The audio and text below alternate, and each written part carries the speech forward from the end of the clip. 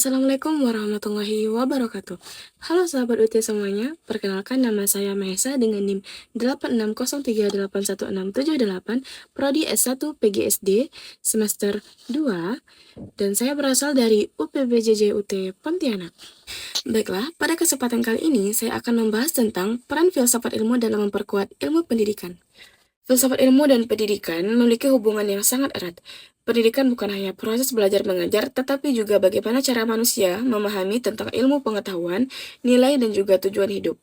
Oleh karena itu, filsafat ilmu diperlukan untuk membantu pendidikan agar memiliki dasar yang ilmiah, terarah, dan juga tentunya bermanfaat bagi manusia.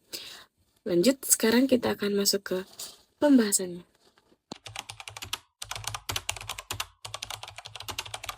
Filsafat ilmu berperan dalam memperkuat ilmu pendidikan agar tetap memiliki dasar yang jelas dan ilmiah.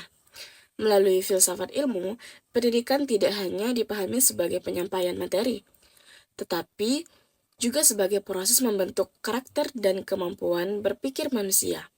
Selain itu, filsafat ilmu juga membantu mengkaji apakah teori dan metode pembelajaran yang digunakan sudah tepat dan sesuai dengan kebutuhan peserta didik.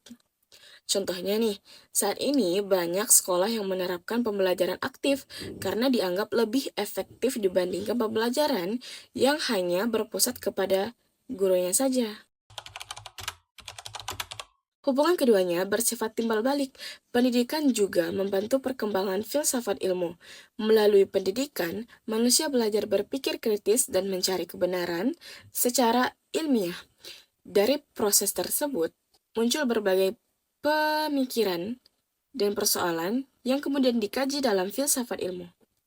Contohnya yaitu penggunaan teknologi dan AI dalam pendidikan.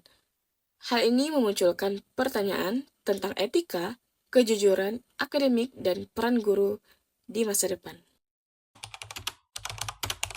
Filsafat ilmu disebut sebagai pisau analisis karena membantu memahami persoalan pendidikan melalui 3 landasan utama, yaitu ontologi, epistemologi, dan juga aksiologi.